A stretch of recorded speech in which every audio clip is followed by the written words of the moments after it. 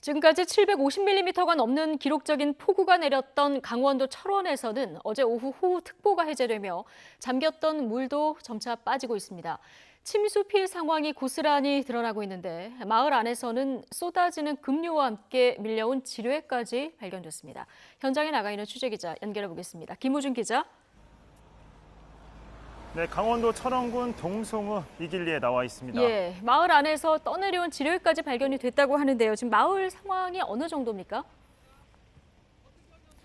네, 이곳 마을은 주민 130여 명 80가구가 살았던 마을입니다. 하지만 지금은 텅텅 비었습니다.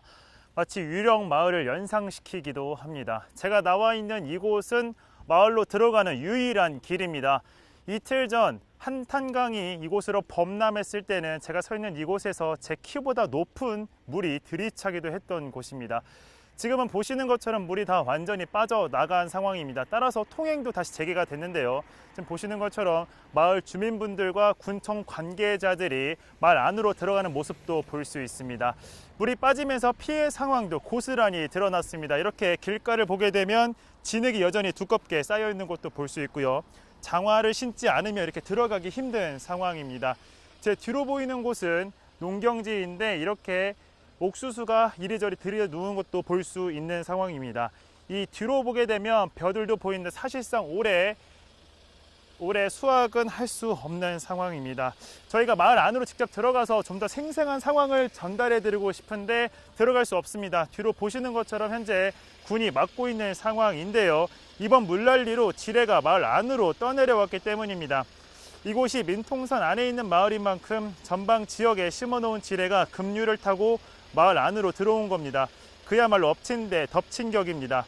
지금까지 발견된 지뢰만 2개인 것으로 알려졌습니다. 저희가 직접 현장에서 취재한 결과 발견된 지뢰는 북한군의 목함 지뢰는 아닌 것으로 확인이 됐습니다.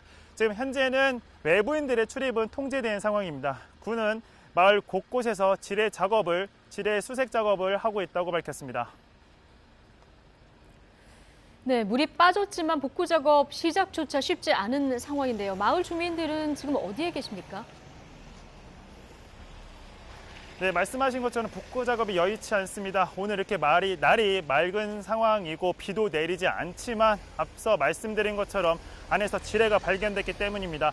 복구 작업을 완전히 시작한다고 하더라도 제한적일 수밖에 없는 상황입니다. 이곳 이길리 마을 주민분들은 여기서 약 2km 정도 떨어진 오덕초등학교에서 현재 대피해 있는 상황입니다.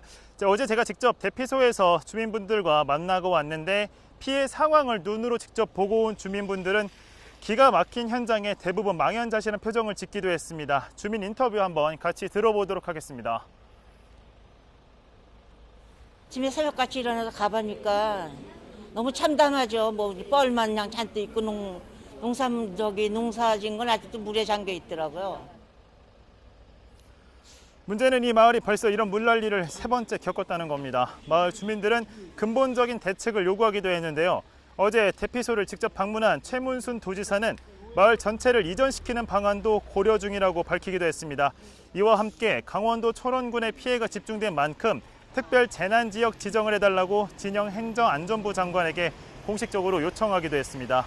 오늘 오전을 기준으로 강원도에 집계된 이재민은 620여 명, 일시 대피한 주민까지 포함하면 1,700여 명이 넘고 주택 173동과 농경지 510헥타르가 물에 잠겼습니다. 어제에 비해 큰 폭으로 늘어난 수치입니다. 지금까지 강원도 철원군 동송읍 이길리에서 YTN 김우준입니다.